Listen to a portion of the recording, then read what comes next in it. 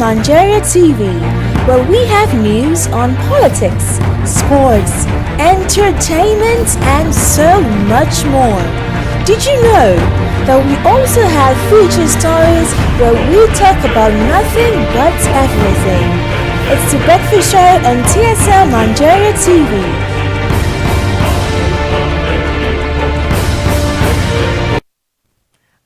Welcome to the Breakfast Show on TSL Nigeria TV. My name is Joyce Chooks. Good morning, Nigeria. It's the Breakfast Show on TSL. Why did we change the morning? Like you, I know you guys for something. Girl power is my No, I can't sing. We've had this conversation separately. Stop singing. I'm not sure the rest of Nigeria is excited with you. There's a big news right now. A lot of people are having conversations. Social media is on fire. All the newspaper stands have a serious argument because apparently the 469 new members of the legislature, the Senate and House of Rep are going to be given 4.6 billion naira welcome package. 4.68 billion naira welcome package. Now this package is supposed to include things like housing allowance, tour allowance and furniture allowance. The question is this: were they homeless before now? Recess allowance. Recess allowance. What is recess allowance? And I had tour allowance. To travel. So what we're saying is this: now our power grid has fallen from over 4,000 megawatts to about 2,000 megawatts. The last time the ASU went on strike, the government claimed that they did not have 50 billion naira to pay off ASU and to do all the things that we needed for them to be done. We're struggling with the possible increment of value-added tax because the government claimed that they cannot afford to pay the new minimum wage because the cost of governance is too high. And now we're hearing that the actual cost of governance that is too high is for things like housing allowance and furniture allowance. Furniture allowance goes to the tune of over 5.9 million naira. And it's for each person. Each person, 400. What is a welcome package to go to work? Literally, you're going to your job. You're getting a welcome package to do your job that you're doing badly. We're still discussing the bill that they refused to pass. There was a bill for them to prevent foreign public officials from going abroad to seek medical help. Obviously, it was shut down.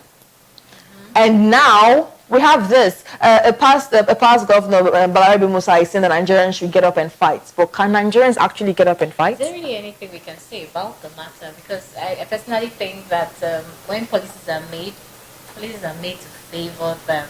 Now, if someone comes up and speaks, it's just going to be another uproar and then nothing is really going to. I don't think things have been done about such things in the past.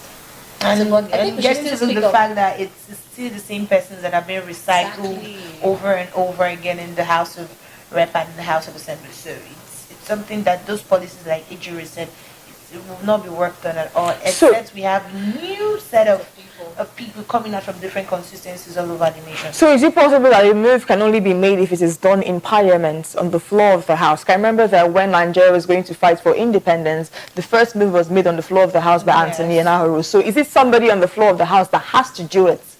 Not just one person. It has to be a collective effort. It has to be a collective effort, not just one person coming out to say that I want this to change and I want that to change. And the monetary value they're getting, it's something that will just shut up all of their mouths. Exactly. So if probably, and then let's try to be positive. Maybe it'll be a set that will try to say they actually want to do something about it. But I still feel that most times many people won't respond because they are all. But which set? This morning when I was on my way to work, right, we're on the road, there was traffic. We're already on. It was a one-lane road. Okay, two lanes, one this way and one this way.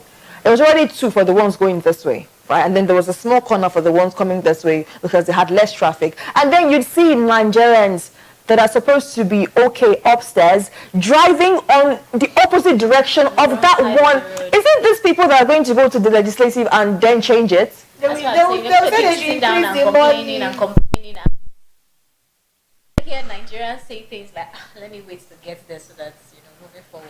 I need Nigerians to join in on this conversation. Go right now to TSL Nigeria TV. Drop your comments. What do you think about this situation? Do you believe that a 4.68 billion naira welcome package makes any sense whatsoever? Or do you think we should continue? This has apparently been on for a while now. It's reinstated in 2007 for these special packages for furniture and housing. And recess. And recess. How would they pay people to sleep, man? Like sleep. It's wonderful.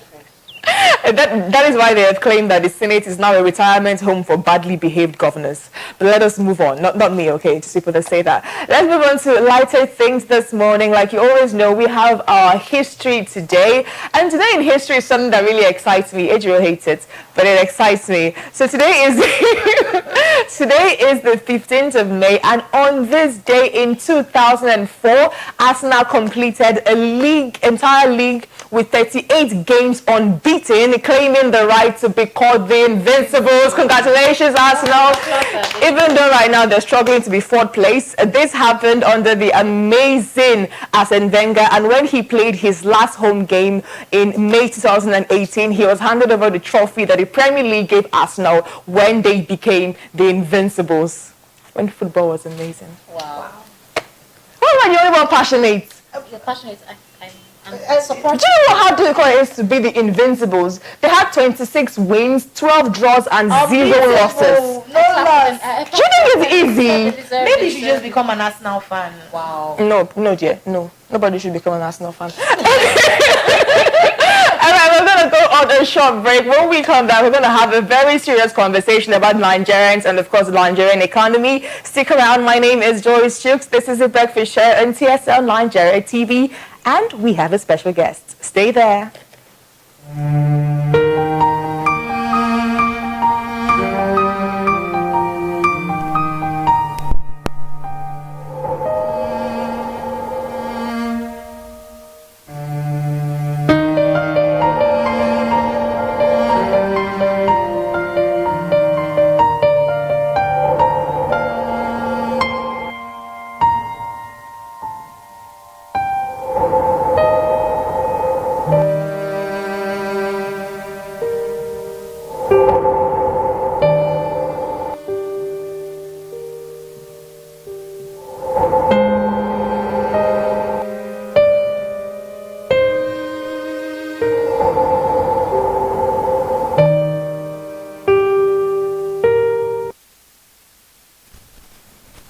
Alright, we're back. This is still the breakfast show on TSL Nigeria.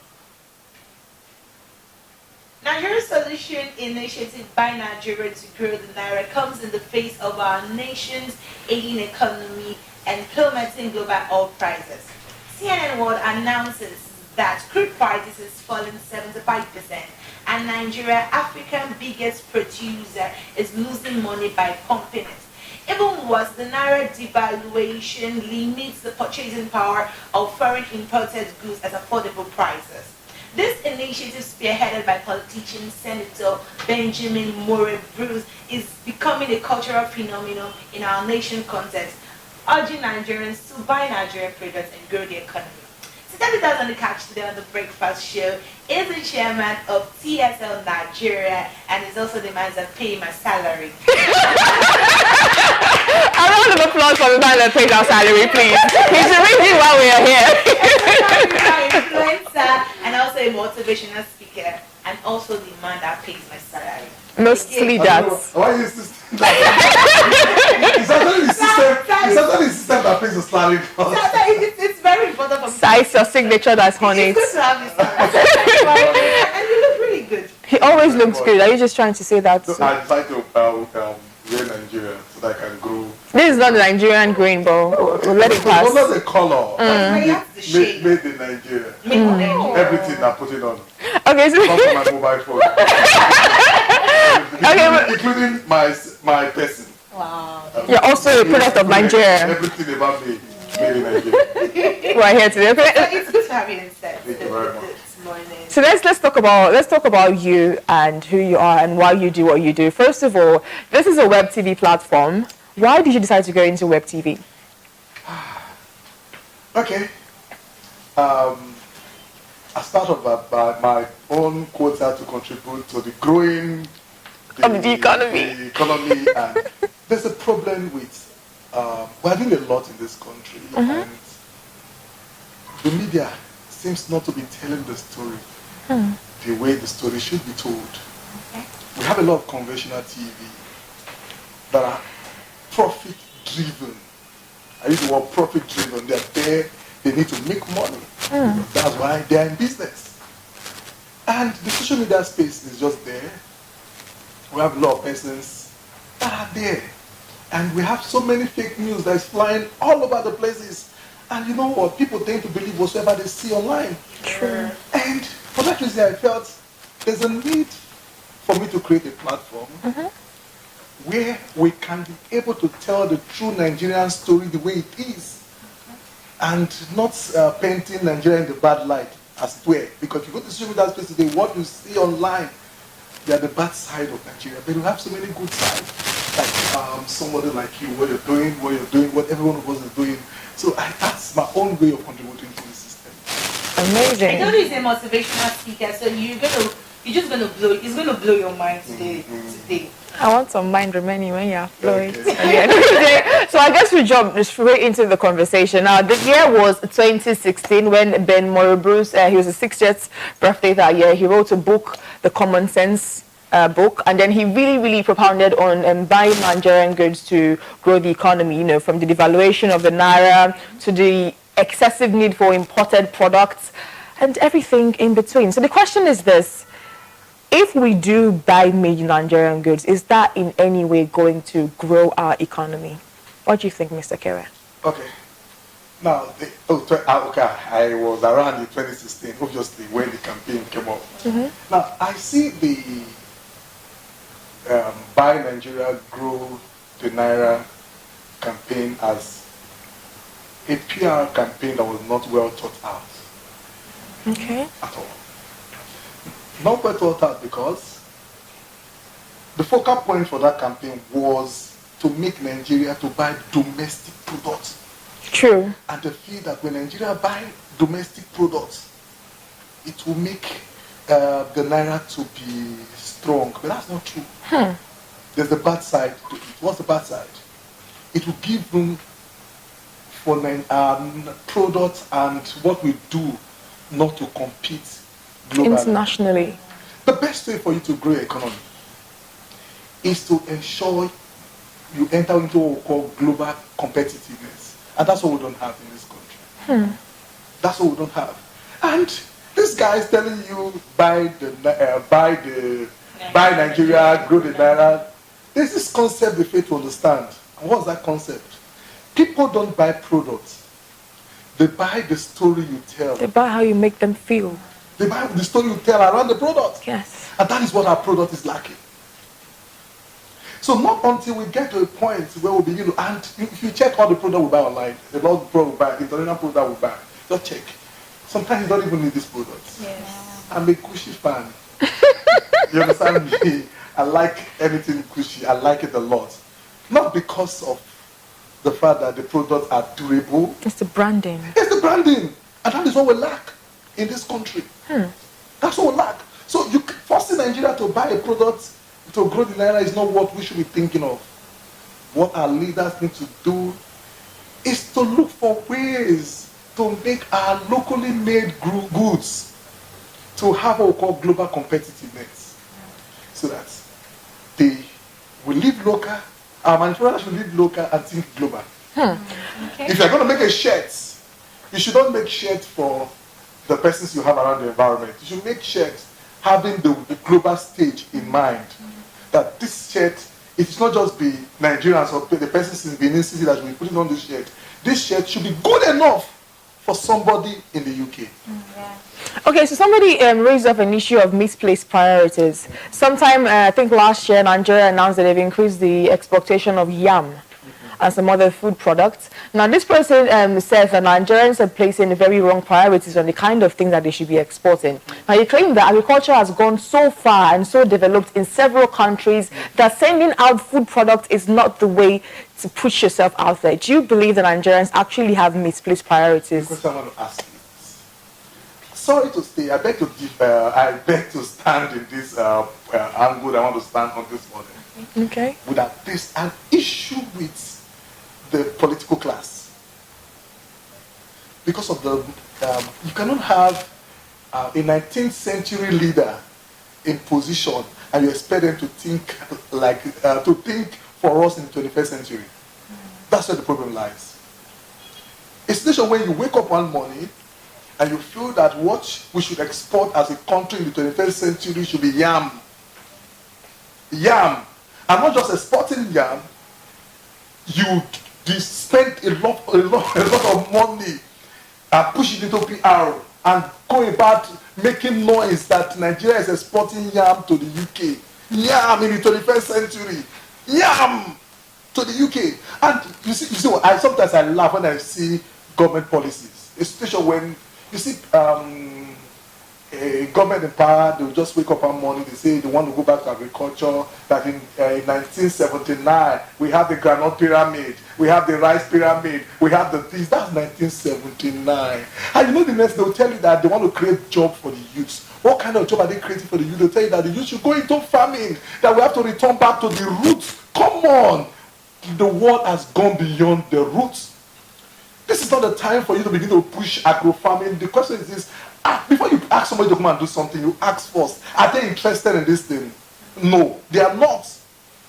No, you can't come and tell me now that I should go into agriculture. Never. I don't. There is this thing around agriculture. It's good. It's good. There is this thing around it that when you sell it to the youth, they don't tend to believe in it. And you can't force people to do what they don't believe in. So, telling us that you want to grow agriculture, you want to export yam, you want to export cassava in the 21st century because you want to grow the Naira. If you want to go into agriculture to feed the nation, it's fine. But telling us you want to start exporting this thing, it doesn't make sense. Let us go into the creative industry. There are a lot of things we need to do. Nigerians, we are blessed. We have youths that are talented. We have youth with ideas. I've had opportunity to interact with young minds. You see ideas that is able to rule this, to change our economy. They have these ideas, but they don't have the support. I told somebody, I said, the problem we have in this country is this. It's simple. A lot of youth, we have what we call you can. But what we lack is, we have what we call I can. But what that I can is has to do with what you believe in yourself. Yes. But what is more important is the you can. And that is the enablement. We lack it in this country. We sure lack it in this country. I'm aware that Nigerians have products, like this outfit you're wearing, it looks really classy, and Nigerians that do footwear, make clothes, and they get imprint made in China on their products and not made in Nigeria. Do you feel that Nigerians have gotten to that point where we don't even believe in our own products and we don't believe in the fact that our creative hands can do something as quality as even competing with our global counterparts? This is what we'll do. If they will listen to me. From our basic education, there should be a course, this is a subject they should be teaching called Striving for Excellence. Okay. We lack it. We lack it as Nigerians. In this country, we do things shabbily. I have a tailor. I go to his place to make dress, and I believe a lot of you have that issue too. Yeah. I go to his place to make dress. He makes this dress for me. I just first attempt to put on this dress. I try to zip up. This thing goes bad. You understand? It goes bad just like that. If you're going to wonder what's happening, that is the kind of things we get.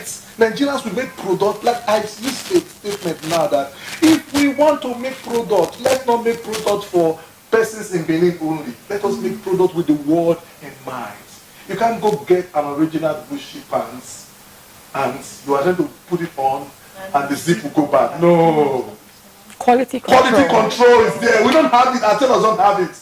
You know why? Most often the time when you want to my experience, maybe you guys are using quality one. My experience, most often the time when I go to pick up my clothes, it's in my present the guy is either doing the stitching or doing the ironing. The clothes never get done before time. That's Nigerian product for you. And if you are a serious-minded person, you would not want to patronize made in Nigeria products. Okay, so I was gonna go back to the policy making part. Okay. Now, they say grow the Naira and buy Nigeria, grow the Naira, and they made it domestic. Now, what would you say about the government not making policies that encourages us to do actual needed exportation to proper goods, we have so much resources in Nigeria that can be used to grow our economy, that exportation would help. What would you say about government policies? You see, I made a statement now that PR campaign was not well thought out. You just imagine, I'm going to give you an analogy. I want to go into a restaurant business, and what I'm having in mind is my immediate family. I would say, come, my wife, I don't like the way whenever it's break time, you go out to eat. You know I can cook. I'm your husband. I know how to cook very well. My kids, I don't want you guys to be going to buy food outside. You know what? I'm going to go into restaurant business now. I'll be cooking food for you at lunchtime. The money I'm giving to you to buy food during lunchtime, people should use it to come and buy lunch for. That's what our government is doing. At the end of the day, they will patronize you. Your family will patronize you. And you will discover that if the family is growing, as if the family is your economy, it won't grow. Hey God. You must be ready to get to a point. It's okay. I want to go into this business. Apart from feeding my immediate family, let me feed my extended family. Let me feed my community. And let me feed the world. Wow. So the government need to come up with policy that will make exportation very easy. Very easy. Because if I'm going to go back to policy, we won't live here. Thank God you are in the place where you are working. The power you guys are currently using now, it's privately provided. Self-generated. Self-generated power. Sometimes for 1 week, you won't see BDC provide light for you. You understand? Sure. Yes. You grow the economy that way. The question is this: our government are not ready to grow the economy. If they are ready to grow the economy, they know what to do. Power. Provide infrastructure. Create the enabling environment for business to do well. They will have enough money to brand their products and export their products. Amazing. Now, when I was getting ready and doing my research, a writer claimed that the reason why Nigerian goods are not really moving and are not really selling is that Nigerians have been imbibed with cultural imperialism. Now, he claimed that cultural imperialism is the fact that we have been made to believe that only foreign goods are good and only foreign goods can show luxury. But we also have a lot of luxury designers, producers of luxury in our own country, and Nigerians do not want to purchase those people. So do you believe that we have a problem of cultural imperialism? Question. Those luxury products you are talking of, Nigerian luxury products, go and check the amount. Very expensive. Very expensive. Yes. Not because the producers or the person that invented it want to make it expensive, it's because the cost of production.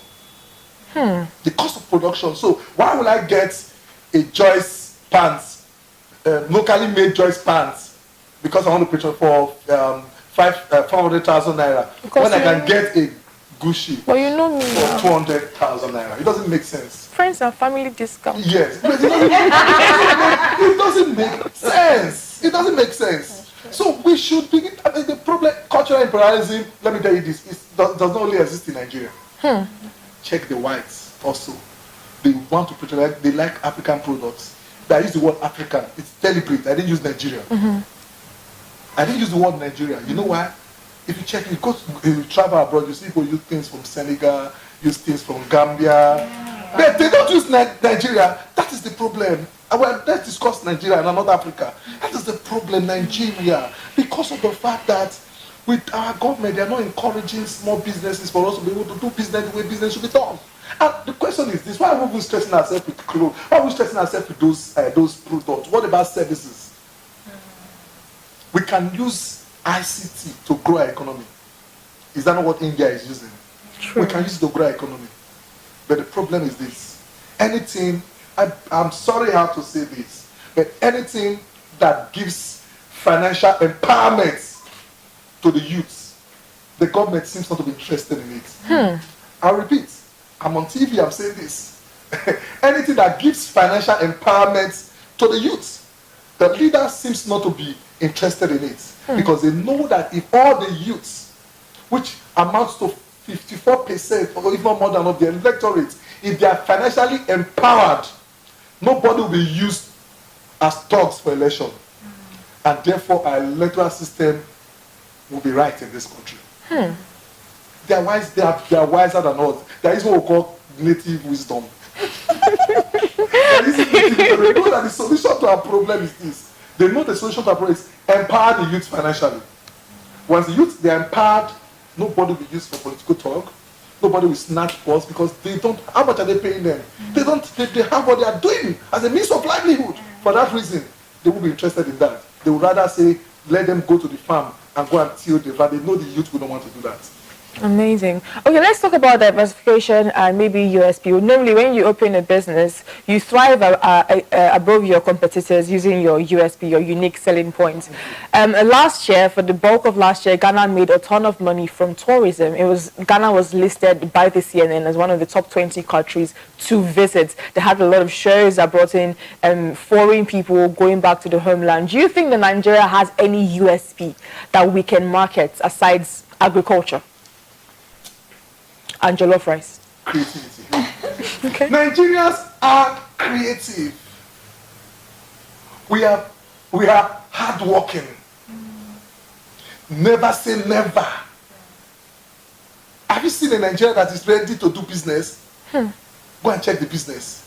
Even though when government say no, it's not going to work, they make it work one way or the other. True. That is the spirit. Just imagine we are doing this business without government support. Just imagine this business is situated in Silicon Valley. Oh my goodness. I don't have to pay. I don't have to buy fuel. I don't have to buy diesel. You know, every 6 months, every 2 months here, 3 months, we change generator. You are aware of that? Yes. We change generator set every 2 to 3 months. Why? Because you have to run generator from morning till night. 8 a.m. till 10 p.m. every day. Just imagine we are in the US. Just imagine the amount we'll be saving.